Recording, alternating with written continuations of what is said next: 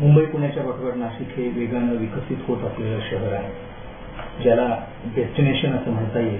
आता जर नाशिकचा उल्लेख केला तर तो वावगा ठरू नये, कारण मुंबई पुण्यामध्ये आता ज्या पद्धतीनं ओव्हरक्राऊड होत आहे सगळं, म्हणजे तिथला विकास सुद्धा आता ओव्हरक्राऊड होतो आहे की काय अशी परिस्थिती निर्माण झालेली आहे. आणि त्या बॅकड्रॉपवरती अनेकांना गुंतवणुकीसाठी सुद्धा नाशिक हे डेस्टिनेशन वाटू लागलेलं आहे. या पार्श्वभूमीवरती नाशिक हे शहर वेगानं विकसित होत असलेलं शहर असं आपल्याला म्हणता येईल. मुख्यतः इथलं वातावरण खूप आल्हाददायक आहे. निसर्गदत्त अशा पद्धतीचं वातावरण इथं आहे. फार पुरातन परंपरा या परिसराला लाभलेली आहे. रामचंद्र या परिसरामध्ये, प्रभू रामचंद्र या परिसरामध्ये येऊन गेले असाही उल्लेख पुराणामध्ये आहे. केवळ प्रभू रामचंद्रच नव्हे तर इतिहास काळापासून अगदी छत्रपती शिवराय सुद्धा सुरतकडे जात असताना या भागातून गेले होते. पुरातन संस्कृतीचे संदर्भ असो किंवा कृषी पर्यटनाचे विषय असो, या शहरामध्ये बलस्थान असा ज्यांचा उल्लेख करता येईल अशा खूप गोष्टी आहेत. इथं पाणी मुबलक आहे, इथली शेती बागायती समृद्ध आहे. त्यामुळे द्राक्ष असो वा कांदा, नाशिकचं नाव हे केवळ भारतामध्ये नव्हे तर जागतिक पातळीवर नेण्याचं काम इथल्या कृषी उत्पादनांनी केलेलं आहे. इथलं अर्थकारण समृद्ध केलेलं आहे. इथली द्राक्ष ही वायनरी उत्पादकांना, युरोपाला विशेषतः आकर्षित करतात. इथला कांदा आशिया खंडामधला सर्वाधिक उत्पन्न होणारा भाग आहे. इथलं पाणी, इथलं पर्यटन, इथली तीर्थक्षेत्र, मग ते त्र्यंबकेश्वर असो किंवा वणी, ही दोन्ही तीर्थक्षेत्र ही भारतभरातल्या भाविकांना श्रद्धास्थळ, श्रद्धास्थान म्हणून कायम आकर्षित करत असतात. इथं गर्दी होत असते. अशा साऱ्या संदर्भांचं हे नाशिक हे कायम बाहेरून येणाऱ्या पर्यटकांना, प्रवाशांना आकर्षित करत आलेलं आहे.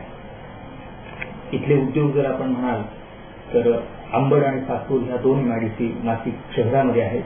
सिन्नर हे वेगानं विकसित होत असलेलं शहर आहे, जिथं एक सहकारी औद्योगिक वसाहत, शासकीय औद्योगिक वसाहत आणि अलीकडेच आकाराला येत असलेला SEZ प्रकल्प असे अनेक विषय आहेत की जे नाशिकच्या विकासाचा महामार्ग खरं म्हणजे मोठा करतायत. या शहरातून सुरतकडे जात असलेला म्हणजे मुंबई आणि सुरत महामार्ग जो आहे त्याच्या चौपदरीकरणाची प्रक्रिया मुंबई ते नाशिकपर्यंत पूर्ण झालेली आहे. नाशिक शहरातून एक मोठा फ्लायओव्हर जातो आहे आणि हा महामार्ग चौपदरी, सहापदरी जेव्हा होईल तेव्हा या शहराची विकासाची वाट आणखी मोठी होणार आहे. या दृष्टीनं नाशिकचं महत्त्व हे अधोरेखित होतं. नाशिक हे कृषी, औद्योगिक आणि शैक्षणिक दृष्ट्या सुद्धा अलीकडच्या काळामध्ये समृद्ध होत असलेलं शहर आहे. हा जिल्हा गुंतवणुकीसाठी अतिशय योग्य आहे.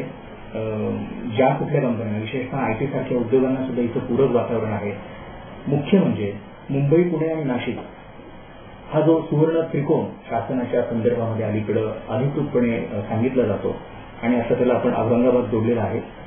या सुवर्ण चतुष्कोणामधलं नाशिक हे अग्रस्थान असलेलं शहर आहे, जिथे औद्योगिक, आर्थिक, सामाजिक, शैक्षणिक आणि कृषी विकासाच्या संदर्भामध्ये नवनवी दालनं इथं खुली होत आहे आणि त्या दृष्टीनं हा जिल्हा हा महत्वपूर्ण जिल्हा आहे.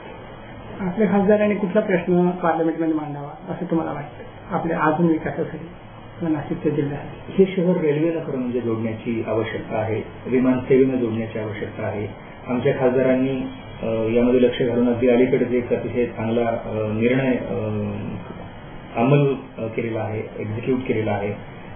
मुंबई नाशिक अशी रेल्वे आणखीन एक आवश्यक आहे आणि त्या रेल्वेला कविश्रेष्ठ कुसुमाग्रजांचं नाव दिलं जावं अशी मागणी आमच्या वतीनं त्यांनी सभागृहात केली होती. खासदार सुप्रिया सुळेंनी सुद्धा त्याचा पाठपुरावा केला होता आणि रेल्वे मंत्री ममता बॅनर्जी यांनी त्याला हिरवा कंदील दाखवला.